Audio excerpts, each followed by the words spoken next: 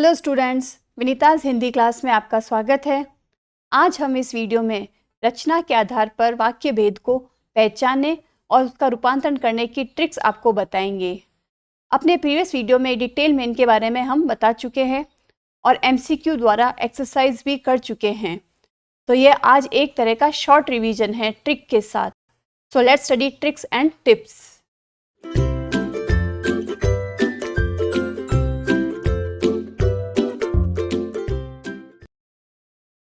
रचना के आधार पर वाक्य भेद। रचना का अर्थ होता है बनावट। जब रचना के आधार पर वाक्य परिवर्तन किया जाए तो उसकी बनावट में सिर्फ परिवर्तन होता है, उसके अर्थ में किसी प्रकार का कोई परिवर्तन नहीं होना चाहिए। तो रचना के आधार पर वाक्य के 3 भेद होते हैं: सरल वाक्य, संयुक्त वाक्य और मिश्र वाक्य। तो हम इन तीनों वाक्यों को पहचानने की टिप्स आगे देखते हैं। सबसे पहले आता है सरल वाक्य।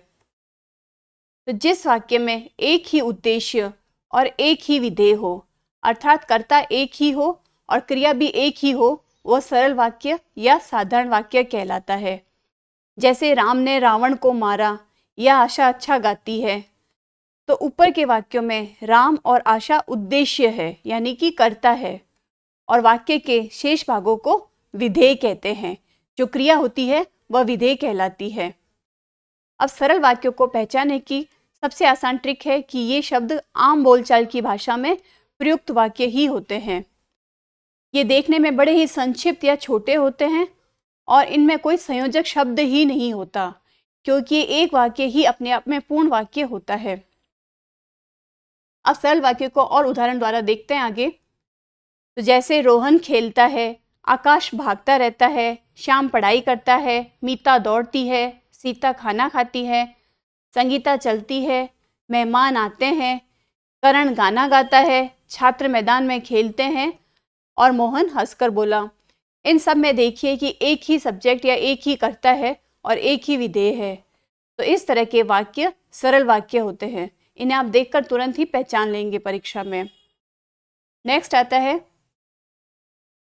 संयुक्त वाक्य।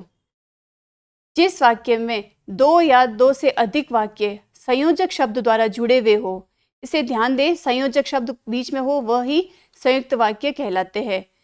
जैसे रमेश ने काम किया और वह अपने घर चला गया।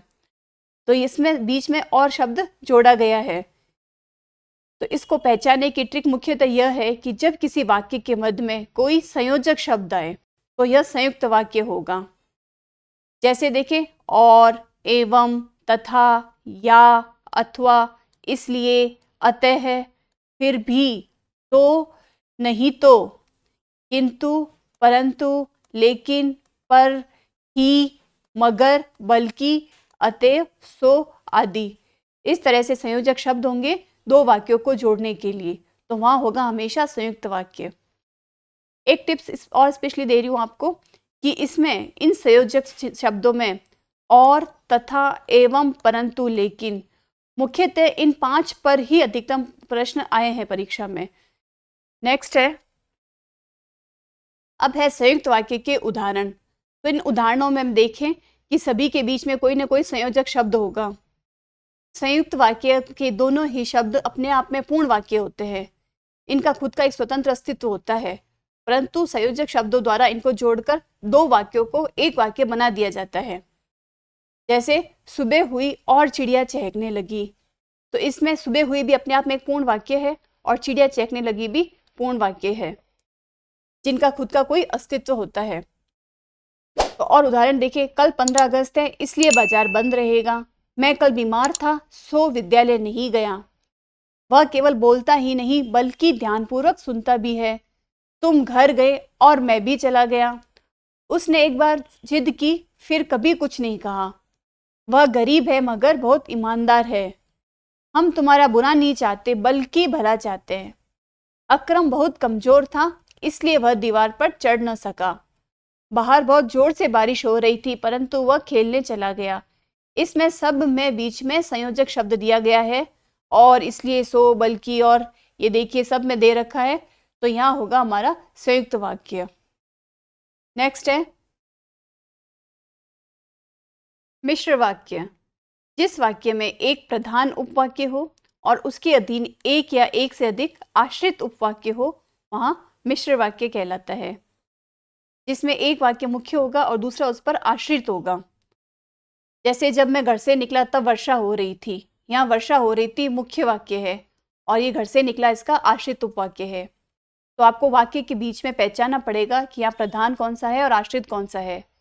प्रधान उपवाक्य और आश्रित उपवाक्य के बारे में प्रीवियस वीडियो में आपको डिटेल में जानकारी हम दे चुके हैं, तो उसको पहचानने के लिए आप वो प्रीवियस वीडियो जाकर देख सकते हैं। और मुख्यतः मिश्र वाक्य को पहचानने की जो ट्रिक है वह यह है कि इन दोनों के बीच में कि जो जैसे शब्द आते हैं, जैसे प्रधानाचार्य ने कहा कि कल सभी शाला गणवेश में आएंगे, या जो पढ़ेगा वही पास होगा, तो मुख्यतः ऐसे शब्द होते हैं। इसके अलावा ये जोड़े के रूप में आते हैं, जैसे क्योंकि, इसलिए, जितना उतना, जैसा वैसा, जब तब, जहाँ वहाँ, जिधर उधर, अगर तो, यदि तो, तथापि, यद्यपि आदि ऐसे जोड़े होते हैं, वहाँ मिश्र वाक्य होता है। अब जैसे मैंने आपको पहले बताया कि जहाँ इसलिए संयोजक शब्द हो वहाँ संयुक्त वाक्य भी होता है, परंतु जिसमें इसलिए क्योंकि के साथ है तो वहाँ पर मिश्र वाक्य होगा। तो आप इसलिए देखकर ये भी देखना कि यदि उसमें आगे क्योंकि दे रखा हो तो वहाँ मिश्र वाक्य लगाना है, और यदि खाली इसलिए आए तो वहाँ आपको संयुक्त वाक्य लगाना है। तो इस बात को विशेष ध्यान देना है। इसके अलावा एक ट्रिक और है कि जब दो वाक्यों के मध्य में कॉमा का निशान आए, जैसे यदि जोड़े के रूप में कुछ नहीं दे रखा हो संयोजक शब्द, परंतु कॉमा दे रखा हो, तो वहाँ पर भी मिश्र वाक्य होगा। तो ये हो गई इसकी मुख्य दो ट्रिक्स। अब इन ट्रिक्स को और डिटेल में हम आगे एग्जाम्पल्स में देखते हैं। क्योंकि बाजार में सब्जियां महंगी थी इसलिए मैंने थोड़ी सब्जी खरीदी। शिक्षक ने कहा कि सबको अपना गृह कार्य स्वयं करना है। तो यहाँ देखिए क्योंकि कि ये शब्द आए हैं, तो इसको देखते ही आप मिश्र वाक्य पर निशान लगा देना परीक्षा में। अब इसमें जोड़े देखिए, जैसे ही सूर्यास्त हुआ वैसे ही सभी पक्षी अपने अपने घर जाने लगे। जब सीता गाती है तब मनोरमा नाचती है। यद्यपि वह बहुत धनी व्यक्ति है तथापि वह किसी की मदद नहीं करता। यदि सुबह की ट्रेन पकड़ोगे तो सीधे कोलकाता पहुंच जाओगे। तो यहाँ सभी जैसे वैसे, जब तब, यद्यपि, तथापि, यदि तो जोड़े हो गए, तो इनको देखकर मिश्र वाक्य बनाना हो गया।